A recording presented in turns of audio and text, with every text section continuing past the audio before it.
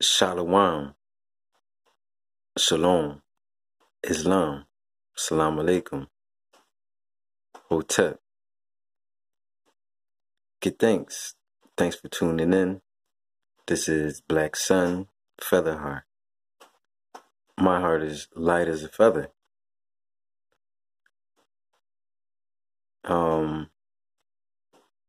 You are now in tune on the One, the Force itself. At this time, you already know. In today's Freemasonry, Masons receive something called the Lion's Paw Grip. The Lion's Paw Grip is a ritual that Freemasons do that emulate what our ancestors did in the past. Our ancestors as well had their own version of the lion's paw grip. The lion's paw grip in ancient times, the pharaoh or the so-called pharaoh or the so-called king or the ruler, the high priest king, would lay between the two paws of the sphinx or the so-called sphinx, which we call the Hortomaket. And they would lay in between the Hortomaket and receive the lion's paw grip on the helical rising of Sirius. So on this day, when Sirius lines up, and they call it the helical rising of Sirius. This is the day where the Grand Master ruler would receive the lion's paw grip, and he would be, I would say, for lack of better words, killed and resurrected back. So he would be put into a state very similar to death. And what the high priest would do, they would take the initiate and take him outside of his body and let him look back down and see himself laying on the ground, and show this master ruler that this world, this place, is not what people perceive it to be. And then take the individual and throw him back into his body and give him the lion's paw grip, where he rises back up from the dead. Similar to Hiram, as you excuse me, research, and the more you research, the more you will find that stories tend to reappear again in different cultures and in different societies. Everyone likes to take what previously existed and put their own twist on it. As a free thinker, and this is what I promote the most, everyone already knows this, free thinking is the key. Don't try to think like the next person. Be yourself. Study, research, but question everything. You already know. Now, this message or this reasoning session is called Rastafari Setting the Record Straight. We're going to set the record straight, and we're also going to get rid of a lot of confusion and a lot of dogma and a lot of, for lack of better words, fuckery that's been perpetuated by those who are not enlightened. See? I'm a Gnostic. Gnostic is one who knows, a knower, not a believer. This place is not what we think it is not what we've been told it is. The brother DMX or Damien, he said, "Hell is hot, 'cause I'm here now, baby." DMX whole concept was that he was already living in hell. This is also a Gnostic teaching. I'm not saying that DMX was a Gnostic. I'm just saying he was delivering a hardcore Gnostic message. Had to make sure you guys is paying attention. I like to, I don't want to bore you guys with a bunch of metaphysics and, a bunch of esoteric knowledge because, everybody on the internet and YouTube, some type of fucking scholar now, and everyone's some grandmaster teacher. That's not me. I was asked and told, to give and reason on this subject matter because a lot of people are asking questions at this time. But like I say, what I promote the most is being a free thinker. Don't think like me. Do your own research and whatever resonates with your DNA. See, I've traveled through many schools of thoughts. The Moorish Science Temple, the 5% movement, the Ansar, Wuhu Allah, Nuwabian. I didn't travel through, some different degrees seeking.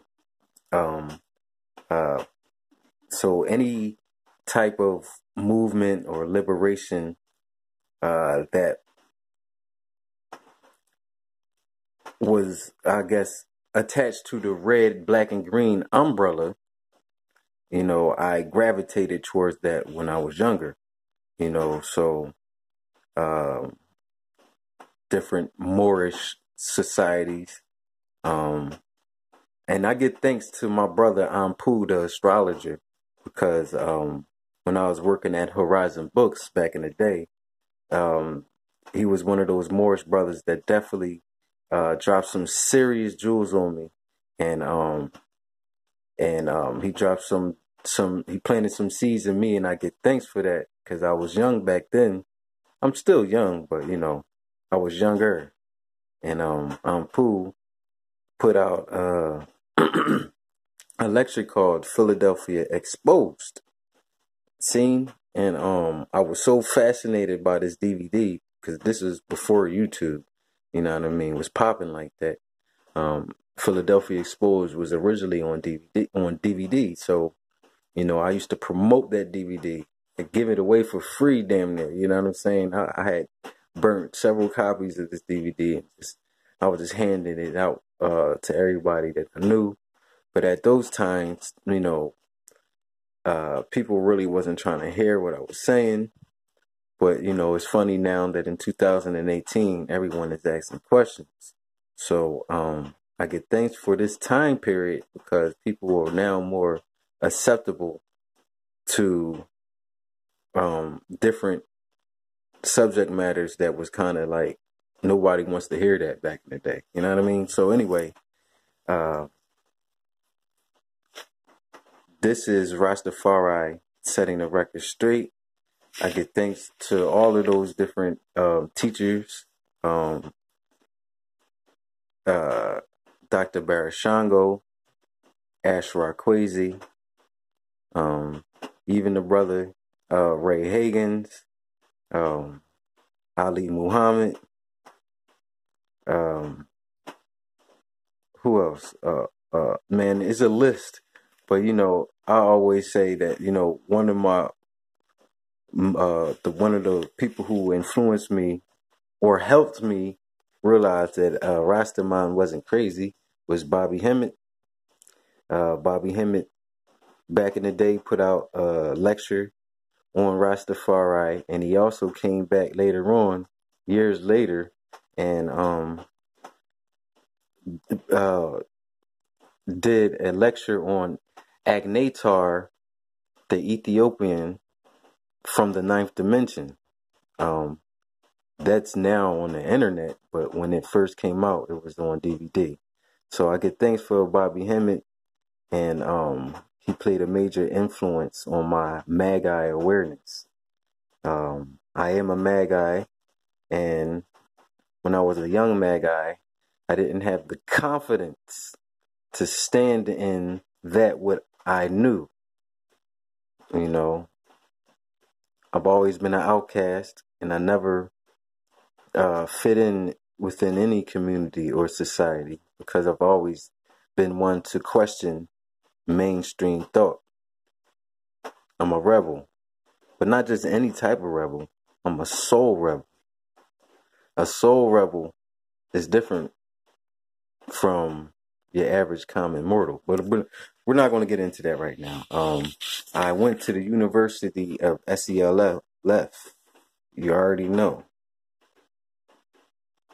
The University of Self. You see, your birthright is your right to your own magical powers, your magical self. This is your birthright. You don't have to be initiated to some secret society or craft because your birthright through blood is already inherited to you. See? And all of these things can be unlocked. All these mysteries can be decoded through tapping into yourself, into your DNA, and being a diligent seeker. They say seek diligently. You already know. So this is Agnatar from the ninth dimension, the Ethiopian. Queen Abenzianier channeled this for me because I was like, baby, can you please, draw me a picture of Agnatar from the ninth dimension? And this is what she did for me, and it linked right in with his energy. She really channeled Agnatar, and I give thanks for that. That was another, a realization that I had in my life when she, gave me this. I was so hype about it, So I give thanks. Shout out to Queen Abenzianier. I love you. I don't like you all the time, but, I still gotta give you your props. Anyway, that's my Black Seed Bitters, baby. Now, the Black Seed Bitter, I know I'm getting off track, but, this ain't no advertisement. But listen, man, Black Seed Bitters is good for you, man. It has multiple different, it's like, it's full with a bunch of superfoods. See, this is not a superfood. It's mixed with a bunch of different superfoods. You feel me? So I'm not really going to get all into, the healing properties of bitters. That's not what this is for. And I try to keep most of these lectures at least 15 minutes. But check this out. This is just the introduction. I know I really didn't go too far. I was just giving you a little intro into this because we want to travel through some degrees. So stay tuned. And please watch part 2 to this reasoning session. I just had to give thanks and props, give people props, the people who came before me. You know what I mean? Because that's what we used to do back in the day. You know what I mean? First, you got to give shout outs to all of those who put in work before you. And I still ain't, give everybody their shout out. But you know who you are. And I ain't forget about you. Give thanks. You are now in tune on the one, the force itself at this time. Please check in the part 2 of this video. Peace and I'm out.